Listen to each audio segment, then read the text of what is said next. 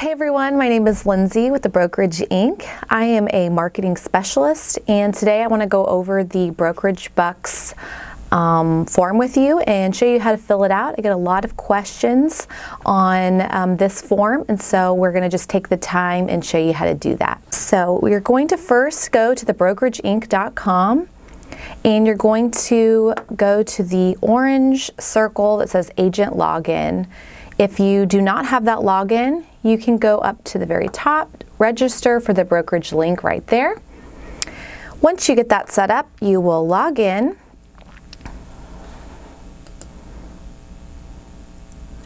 So once you log in, it's going to give you a bunch of options to choose from. Tools and resources is where you're going to find the Brokerage Bucks form, the AHIP form, and the E&O reimbursement form. Those are all our reimbursement programs, and you are going to select Brokerage Bucks. They are in alphabetical order.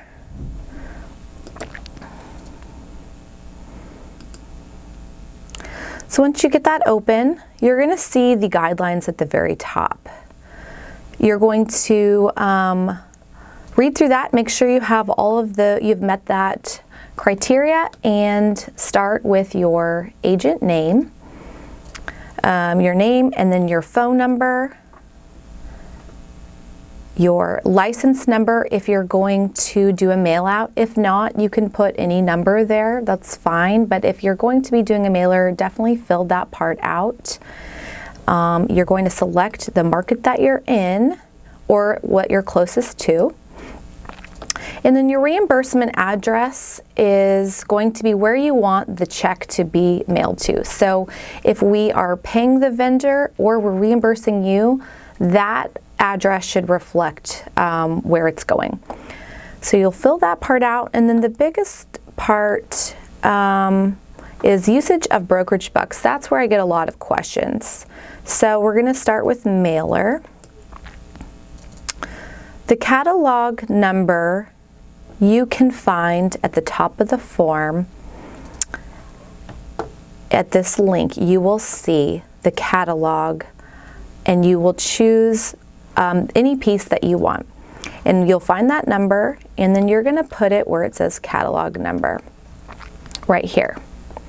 If you are doing a branded piece, United Healthcare, Humana, Aetna, you can just put that information there and then upload the file of that postcard right there. Right here will be where you put the counties that you want to mail to, counties or a zip code. I do recommend, if it's a turning 65 piece, that you place counties only in that section because the data is very limited because of the demographics we're having to choose.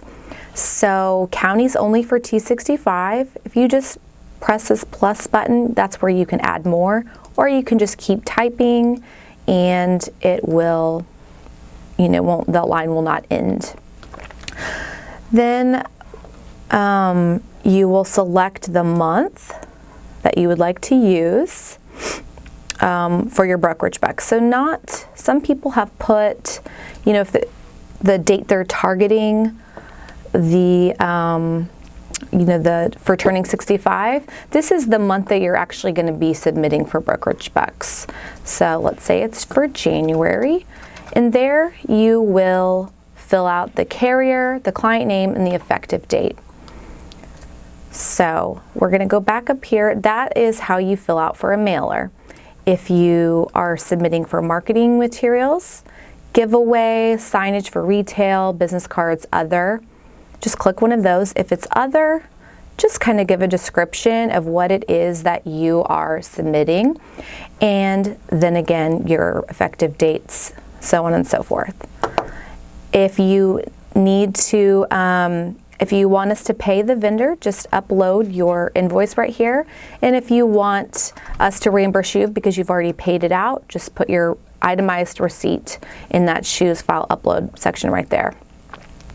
If you are choosing to use it for marketing events, you are going to just click on any one of these options, or other if it doesn't fit into those categories. Again, you're going to put your invoice if we're paying the vendor, or your receipt if you've already paid and you want reimbursement.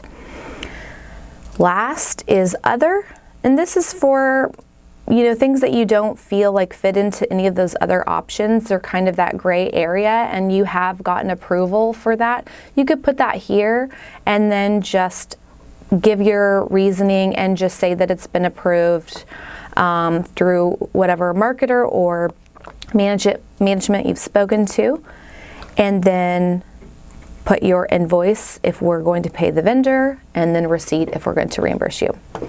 Now, if you want to use multiple months at a time and submit it in one form instead of two, you can use one or two of the enrollment section and just put the carrier, United Healthcare, let's say that's who you're going to use, and then you can just type all the client names back to back in this line, and then the one effective date. So if it's going to be January, we'll do January there, all the client names, the 13 names here, and then the carrier you're using.